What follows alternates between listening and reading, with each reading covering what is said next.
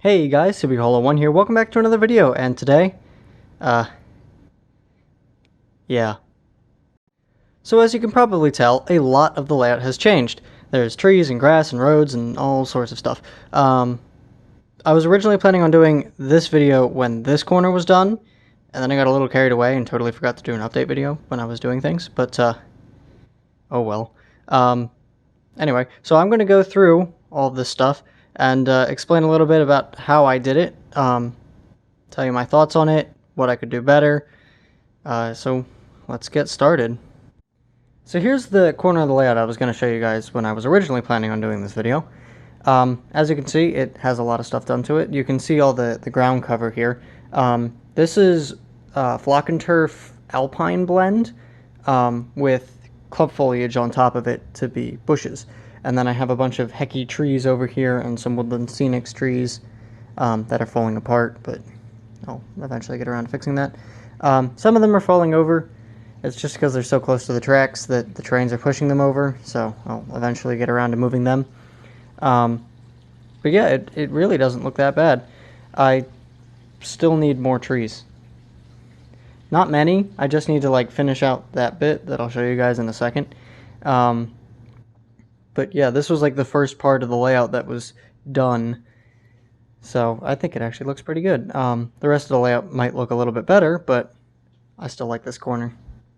So here's that part I was telling you about that I still need a couple more trees for. I don't need many, just like 3 or 4, but I need to blend this in. You can see where the line is from where I did this part and didn't do that part. Because this was the last bit done, this was the first bit done. Because I'm logical when I do my things. Basically, I couldn't do this part because I didn't know where the road was, so I did the road, and then I did that part, so it would go around the road. So, yeah, you know, it kind of worked. I just need to blend it in. So here's the next corner of the layout. As you can see, I have my dock here. This is completely scratch built. It actually doesn't look bad. I love the deck. The deck looks really good because of how the wood is not perfectly symmetrical. That saved me a lot of time with making it look aged, which I still need to stain it and do all the other weathering stuff. And I know this probably is really unrealistic and it's a little high for a dock, but it does the job and I don't think it looks too bad.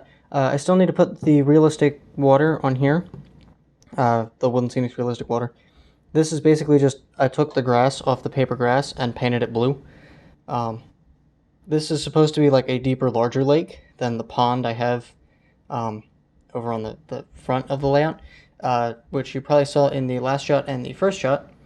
But as you can see, the middle of I love the grass between the rails because you can't really do much, so I just put some of Alpine blend in the middle with some thicker bits of foliage. And then I have the school.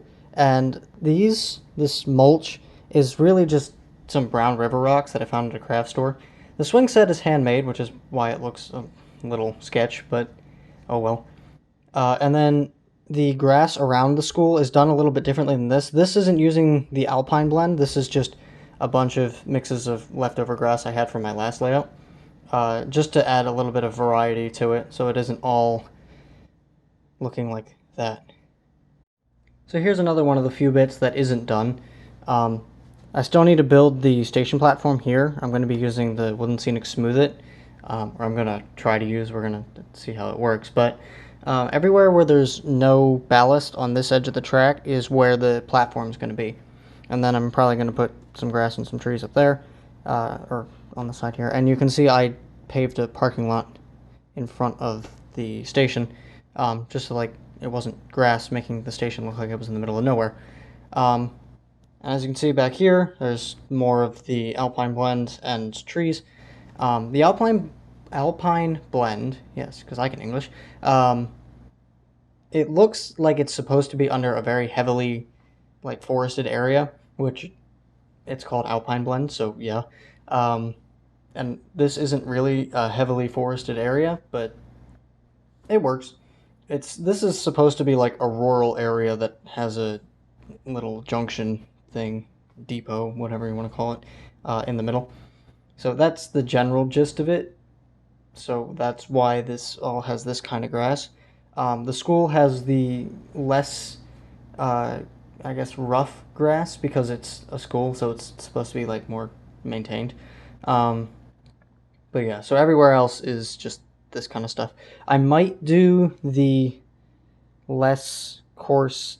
I'm not going to be using this stuff here because that wouldn't make much sense. Um, but yeah, so that's the plan for this bit. So it's going to be interesting to see how I manage to hodgepodge that together. So here's probably like my favorite part of the entire layout, or at least the bit that I updated, is the roads. The roads are an absolute pain in the neck to do, kind of. They are a 50-50 mix of Elmer's like white school glue and decorative accent sand that you would like use in a vase to make it look good. Um, in I used like 1 3/4 bags. I got 6 of them total. I did not need that much, so I now have a bunch of it that I'm gonna have to figure out what to do with. But anyway, so this is like when you make the mixture, it's a really thick paste, and I didn't use like any edges or anything like that to do the edges of the roads. In hindsight, I probably should have. Like I should have masked around where I wanted the roads, and then I could have just peeled up the paper, and that would have um, made the edges clean or cleaner, hopefully. But I just took a strip of wood and plastered it around. The way I made the grooves for the flanges is I literally just took a truck and ran it back and forth over the track 1,000 times while it was drying. And it cut the grooves that I needed, and it dried with the grooves. So the cars and trains and everything roll over it just fine. But it actually looks really good. It looks very gravelly, and it's definitely an O-scale thing. Doing this in HO would probably look a little too coarse, but, you know, for O-scale and for being like a backcountry road, and the fact that it doesn't have lines on it, it actually doesn't look too bad. So the last corner here is really just some alpine blend and some trees. There's nothing really special going on here. I might add more trees later, I'm not entirely sure. It definitely needs something to fill up this space. I just don't know what it is yet. I used to have a radio tower on this corner of the layout. Um, as you can see, I don't have that anymore. I actually completely dismantled that and threw it away because I made it years ago and it didn't look that great and it was falling apart anyway. Basically, if I didn't break it apart, if the second I put it back on this layout, the whole thing probably would have collapsed. So I don't feel horrible about it, but oh well. So the last thing we have to cover is the pond in the middle, and then some stuff that's going to be happening to the layout, hopefully soon. So here's the camping pond. Basically, this was supposed to be a lake, and then I made it and realized it's nowhere close to the size of a lake, so it's a pond now. And the reason it's called the camping pond is because there's going to be a campsite over here when I eventually get it around to making that. So it really doesn't look bad. The one thing I would have changed is I would have glued down all the paper grass before I did anything else.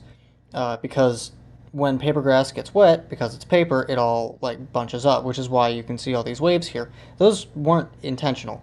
That was an accident and actually looks really good with the light. They are going down as the days go on, but it was really bad when I first poured it. But yeah, so that's the one thing I would have changed. There's no surface stuff on it, apart from some cobwebs and whatnot, because I'm in a basement. But that's just because it's a pond. I figured it didn't need like white water or anything like that. I still need to put like maybe some stones around the outside or something like that. There's some ripples over there that were an accident that I made into a good thing.